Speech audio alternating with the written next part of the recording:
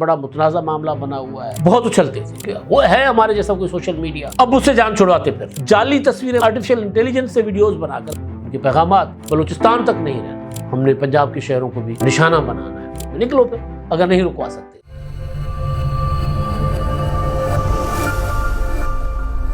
السلام علیکم، میں امداد سمرو۔ آج ایک اجلاس قومی اسمبلی کا ہوا، وہاں قرارداد منظور کی گئی۔ ایک اجلاس سے اسمبلی کا ہوا، وہاں پر بھی قرارداد منظور کی گئی۔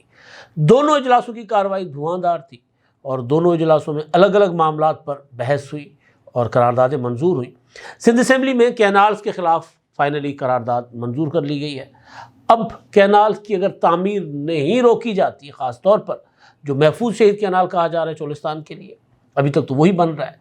مجموعی طور پر 6 کینالز ہیں، 5 کینالز پر کام روکا گیا ہے، لیکن ایک کینال جو ہے اس کے اوپر کام جاری ہے۔ تو اگر نہیں روکا جائے گا تو کیا آپشنز ہیں، اس پر میں بات کروں گا۔ سیاسی اور آئینی آپشنز کیا ہو سکتے ہیں حکومت سندھ کے پاس، پیپلز پارٹی کے پاس، یا پھر وہ جو لوگ سندھ کے جو مخالفت کر رہے ہیں ان کے پاس۔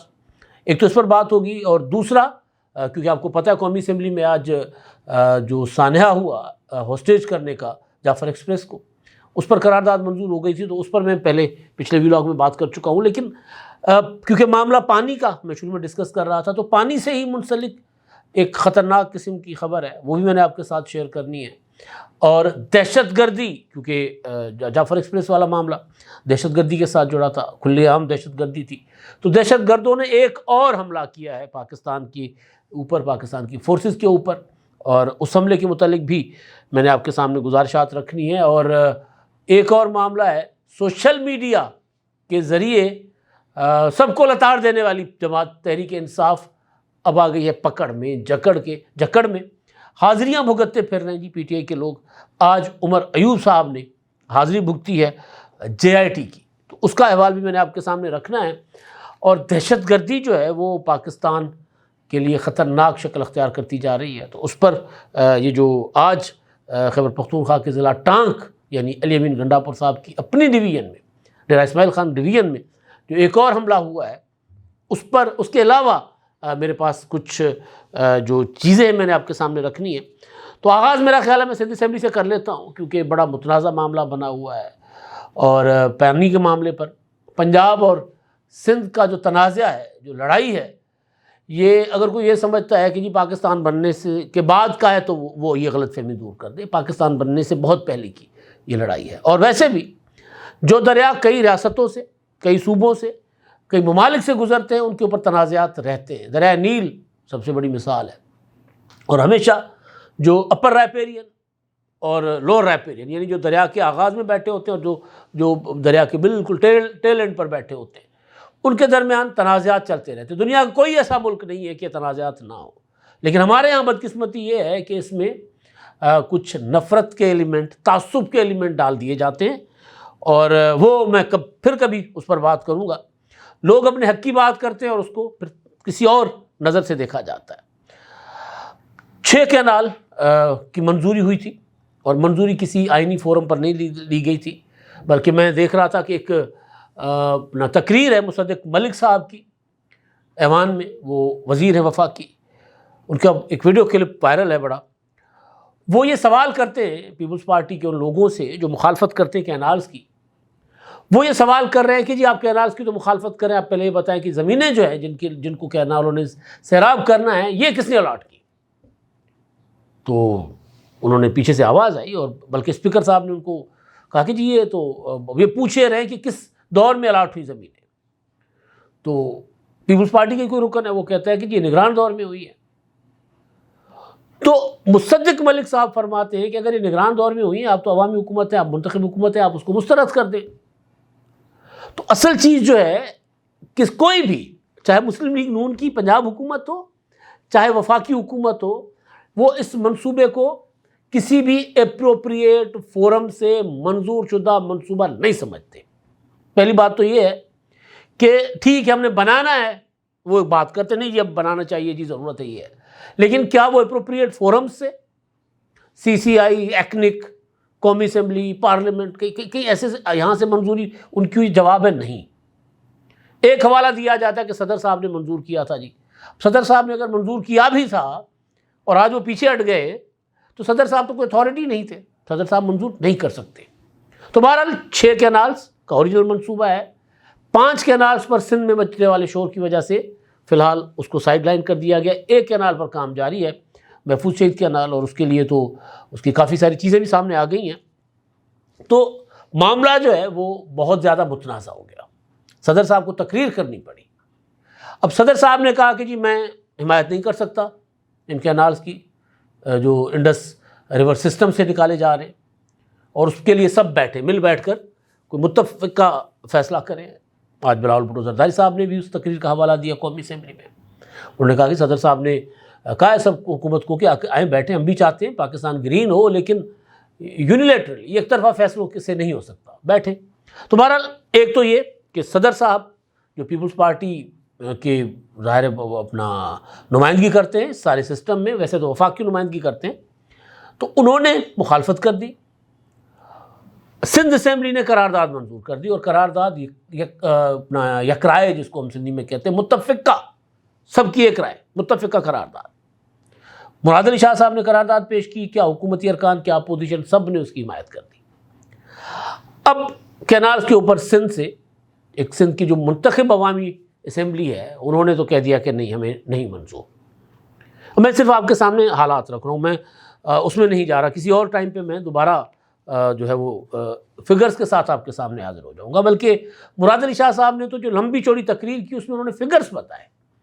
انہوں نے جو تعداد، جو فگرز بتائی جا رہی ہے پانی کی دستیابی کی، اس کو انہوں نے جھٹلا دیا. اس نے کہا کہ جھوٹے اعداد و شمار ہیں. جو ایوریج بتایا جا رہا ہے کہ جی اتنے ملین ایکڑ فٹ پانی جو ہے وہ ہر سال سمندر میں چلا جاتا ہے، 27 ملین ایکڑ فٹ پانی، انہوں نے کہا ایسا اتنا نہیں ہے.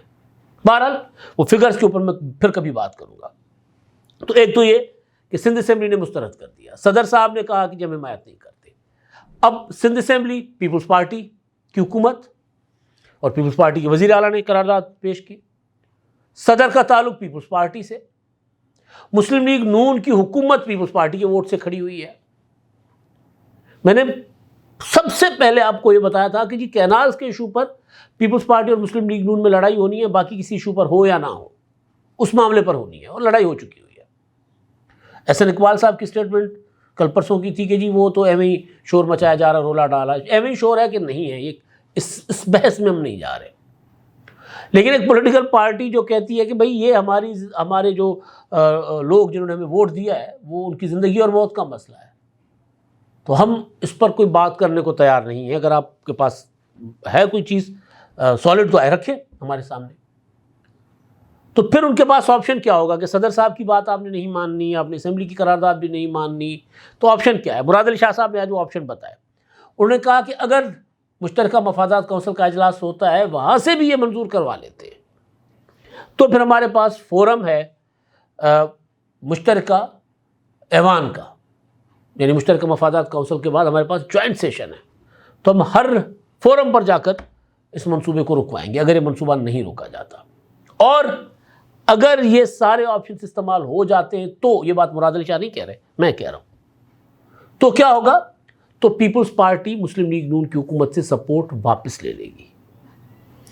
یہ وہ چیز ہے جس سے اسٹیبلشمنٹ بھی، جس کی وجہ سے کینالز کے معاملے سے پیچھے ہٹ سکتی ہے، کیونکہ یہ پروجیکٹ مسلم لیگ نون کا نہیں ہے. جو میں نے مصدق ملک صاحب کی بات بتائی نا، نگران حکومت میں یہ بنا تھا، تو نگران حکومت کا پروجیکٹ اب سب کو پتہ ہے کہ کس کا پروجیکٹ ہو سکتا ہے. تو بہرحال ایک تو یہ ہے کہ جی آخری آپشن پیپلز پارٹی کے پاس وہ انہوں نے سنبھال کے رکھا ہوا ہے. سندھ میں اب جو صدر زرداری کی تقریر کے بعد جو ڈیمانڈ آ رہی ہے وہ یہ کہ اب بھی اگر کینالز پر کام نہیں روکا جاتا تو پیپلز پارٹی وفاقی حکومت سے الگ ہو جائے. اب تحریک کا اگلا جو مرحلہ ہے یا اگلی جو ڈیمانڈ ہے وہ یہ ہے کہ پھر ٹھیک ہے، پھر کیوں بیٹھے حکومت میں، نکلو پھر اگر نہیں رکوا سکتے تو. تو ایک تو یہ ہے. اب ظاہر ہے نہ شہباز شریف صاحب چاہیں گے حکومت گرے، نہ اسٹیبلشمنٹ چاہے گی کہ حکومت گرے، کیونکہ پولیٹیکلی پھر ان کو بہت زیادہ نقصان ہوگا. اور وہ پولیٹیکل نقصان کیا ہوگا وہ میں کسی اور موقع پر آپ کے سامنے رکھوں گا. لیکن اتنا ضرور ہے کہ پھر تحریک انصاف، جن کی مقبولیت اس طرح نیچے نہیں گئی، کم ضرور ہوئی ہے، سیاسی حکمت عملی کی وجہ سے وہ در در ٹکرے مار رہے ہیں، در بدر ہیں، لیکن عوامی مقبولیت ان کے پاس ہے. لیکن اگر دوبارہ انتخابات میں جایا جاتا ہے، جو کہ ڈیمانڈ اسد کیسر صاحب کر رہے تھے، تو پھر ظاہر ہے وہ کوئی افورڈ نہیں کرتا، ایون پیپلز پارٹی بھی نہیں کرتی. لیکن پیپلز پارٹی اگر کینالز کے معاملے پر حکومت سے الگ ہو جاتی ہے تو کم از کم وہ سندھ سیکیور کر لے گی، لیکن باقی کیا کریں گے کچھ نہیں کہا جا سکتا. ایک تو یہ معاملہ میں نے آپ کے سامنے رکھنا تھا کہ آج یہ بڑا بھونچال مچا ہوا تھا سندھ اسمبلی میں.